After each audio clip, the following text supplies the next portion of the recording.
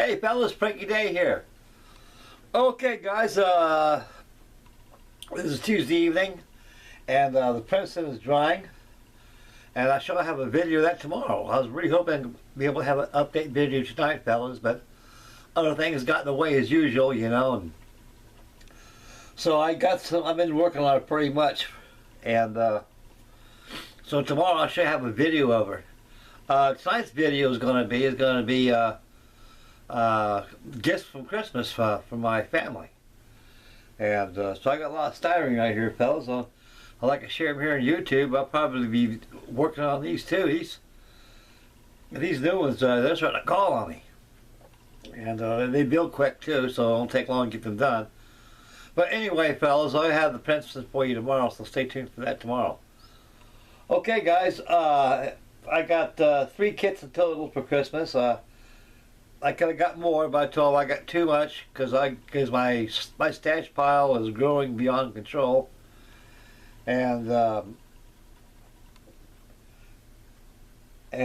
so a couple kits will do me. Okay, guys, I got 3 of them. 2 in 1/700 scale, which is not a bad scale. It's small, but you know you can be able to build a whole flotilla in a very short space because they're small and they don't take up that much room compared to the monsters I got laying around here and down below. Okay, fellas, we're going to save the 1/350 scale one last, and we're going to start out with these 2 right here. Now these here, this right here is by Hasegawa. This is an old tooling kit. Remember, this kit came out probably, I would say it's probably the middle 1970s. And it's Waterline series, not a full hull. This right here is the USS Ticonderoga. This is an Essex class fleet carrier. 853 feet from stem to stern. Ship's company about 3,000 men, maybe 4 at the most. Aircraft anywhere from 99 to 100 aircraft, from 90 to 100 aircraft. And the Essex class carriers, they had 2 different types of hull. They had the long version and the short version. So the Ticonderoga is the first of the Essex class fleet carriers before the Shangri-Las came out. And they were a short hull.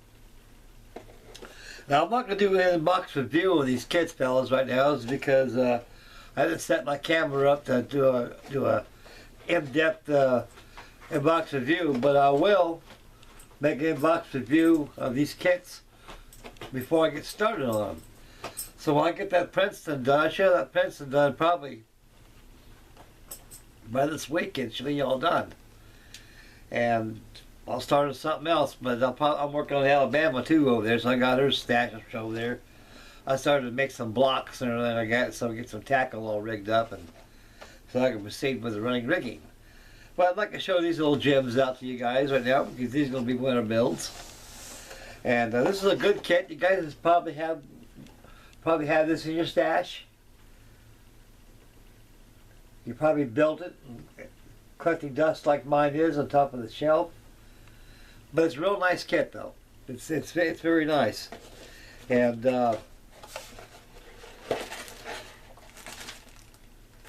not very many, there's quite a few parts there, fellas, but it's a good kit. The detail of it is very exceptional. And Hasegawa is Fujimi, trumpeter, and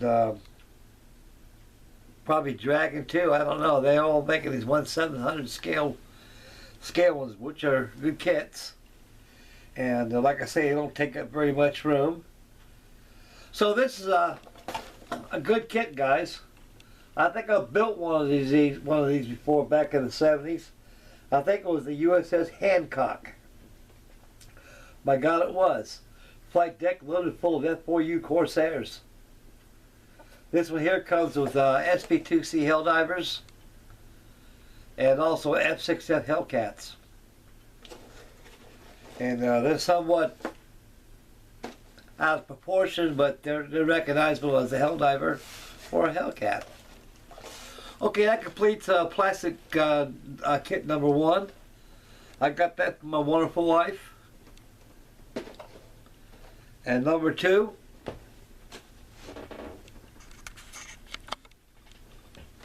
is a trumpeter 1/700 scale USS California. Same as that of the Tennessee, because the Tennessee and the California class battleships were built back in 1919, 1920 during the Washington Treaty Program. And she was actually the gallant veteran of Pearl Harbor. She was sunk and damaged and refloated and sent back to Washington, Puget Sound, to undergo refitting. And they refit this along with West Virginia and the California and the Maryland. They made it look pretty much like the South Dakota class. Actually, when we refitted this battleship, they changed the whole thing. They put a whole new keel through it, torpedo blisters. They worked off the South Dakota plan to make it look like this, and it's perspective the same ship. This is a pretty detailed kit. Again, they give you photo etched fittings, and all they do is they have the cage mast and the ship's crane and catapult, which I could use. I could use the crane and the catapult. Same thing on the USS Tennessee. And she's 1944 to 1945 vintage. All dark sea blue. All the way. I'm surprised they used dark sea blue throughout the end of the war. But they more or less, the Navy they always experimented all the time. They always fooled around with different camo schemes. It measures 32s with the dazzle designs of dark sea blue and black and white and pale gray. And all these beautiful looking camos, the colors they used. Then they went back to the darker hues, such as dark gray, 5Ds. Then they went back to 5S, dark sea blue.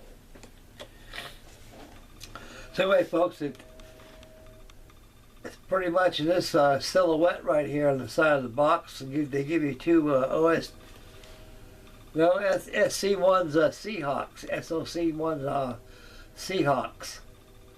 So back in 1945-44, they got rid of the Kingfishers because they were rendered obsolete, no use for them no more. They fulfilled their service and duty. They too are a very wonderful utility aircraft for the day. This too is 1/700 scale, like I mentioned earlier, and I got this too for my wife. And a lot of you guys probably got this in your stash. If not, pick one at your nearest hobby shop next to your neck of the woods. You won't be disappointed. These are pretty good kits right here. There's loads and loads of detail in these things for a small scale, and they make beautiful subjects for dioramas too, which don't take up that much room.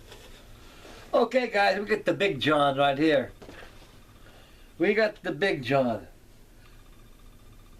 Got this for my stepdaughter, and this is a big one, and I'll present it right now to you.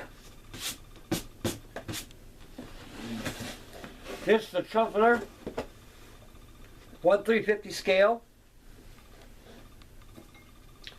South Dakota class, USS Alabama. I believe Duran, the Hooterville Ferocious Sissy. And he's got an Alabama too. I think he made an inbox review of it. And he hasn't done anything since. He's got other plans and things he likes to do.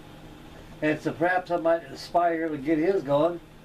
And I'll probably get this going too, maybe next after I finish my Princeton. It might be a USS Alabama buddy build to me and Duran, or anybody who's got the USS Alabama. This is the 5th ship of the United States that wore the name of Alabama. And she's the 4th of the South Dakota class battle wagons. She's 690 feet. And she was actually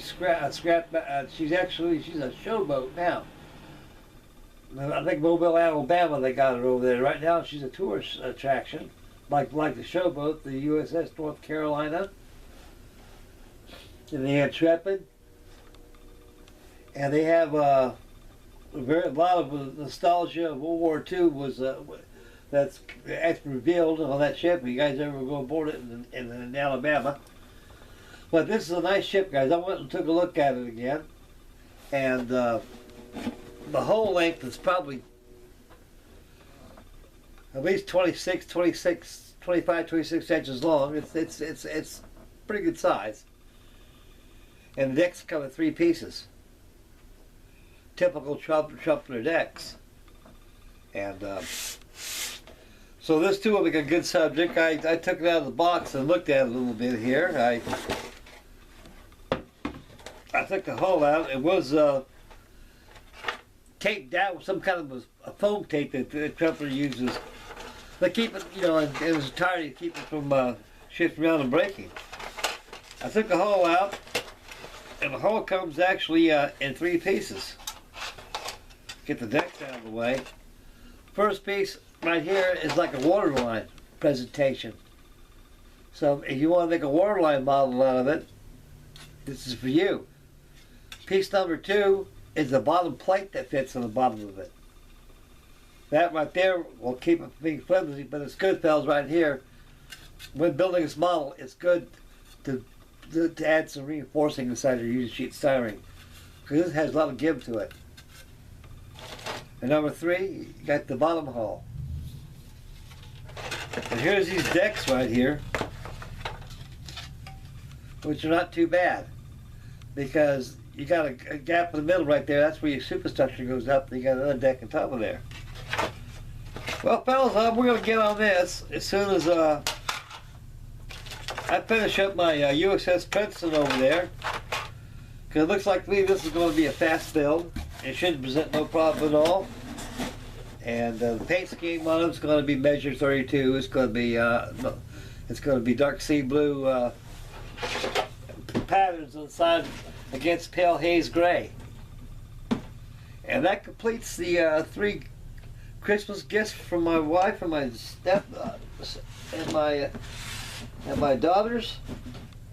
And I had a good Christmas. I hope you all had a good Christmas too. And tomorrow we're going to have the video number 3 of the USS Princeton. So I'll let the deck dry. I got the catwalks, I got the gun tubs, I got the island, everything all done and ready, primed, ready to be painted. So I'm going to assemble those, put the deck on, and do some airbrushing tomorrow and do some weathering. Okay, guys, that'll be that. I'd like to thank everybody for tuning in. May God bless, and please subscribe. Make Mama happy.